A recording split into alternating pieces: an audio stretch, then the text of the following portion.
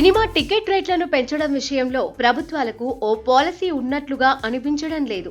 నిర్మాతలు కోరితే చాలు ప్రత్యేక షోస్ ప్రదర్శనకు అనుమతితో పాటు టికెట్ రేట్లను పెంచుకోవడానికి అనుమతి ఇచ్చేస్తున్నారు. ఈ విషయంలో అటు ఏపీ ఇటు తెలంగాణ ప్రభుత్వాలను కోర్టులు హెచ్చరించాయి. 16 ఏళ్లలోపు పిల్లలను అర్ధరాత్రి షోస్కు అనుమతించే ప్రసక్తే లేదని స్పష్టం చేశాయి. అయితే ఆ తర్వాత సెకండ్ షోస్ వరకు ఓకే చెప్పాయి. కానీ ఈ విషయంలో సినిమా వాళ్ళు సంబంధితులతో చర్చించి ఓ నిర్ణయం తీసుకోమని కోర్టులు సలహా ఇచ్చాయి. అలానే బెనిఫిట్ షోస్ ను వాటి ప్రదర్శన కోసం అడ్డగోలుగా టికెట్ రేట్లను పెంచడాన్ని కూడా తప్పుబట్టాయి. తెలంగాణ సర్కార్ ఈ విషయంలో కాస్తంత పట్టుగానే ఉన్నా ఏపీలో మాత్రం టికెట్ రేట్లు పెంచుకునే విషయంలో ప్రభుత్వ అధికారులు ఉదాసీనంగా వ్యవహరిస్తున్నారని కొందరు ఆరోపిస్తున్నారు.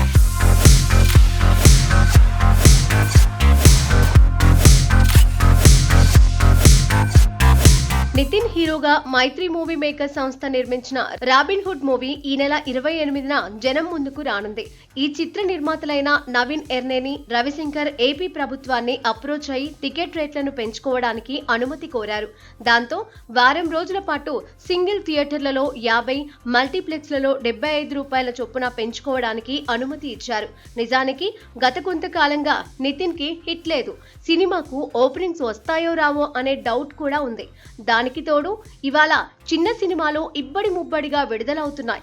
అయితే అవి ఆశించిన స్థాయిలో ఉండకపోవడంతో రెండో ఆటకు జనాలు థియేటర్లకు రాని పరిస్థితి కనిపిస్తోంది. టికెట్ రేట్ల ప్రభావం కూడా వీటిపై ఉంది. బాగున్న సినిమాలను పెద్ద చిన్న అని తేడా లేకుండా ప్రేక్షకులు చూస్తున్నారు, ఆదరిస్తున్నారు. ఇటీవలే వచ్చిన కోర్టు సినిమా అందుకు ఉదాహరణ. లిమిటెడ్ బడ్జెట్ తో నాని, ప్రశాంతి తిపుర్నేని నిర్మించిన ఈ సినిమా 50 కోట్ల గ్రాస్ ను వసూలు చేసింది.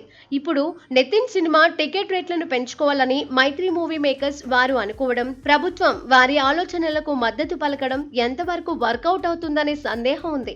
నిజంగా సినిమాలో దమ్ముంటే ఖచ్చితంగా ఆడుతుంది, ప్రేక్షకులు ఆదరిస్తారు. అలా కాకుండా టికెట్ రేట్లను పెంచేసి నిర్మాతలు త్వరగా ఆ సొమ్ము చేసుకోవాలనుకుంటే మాత్రం ప్రేక్షకులు జలకివ్వటం ఖాయం.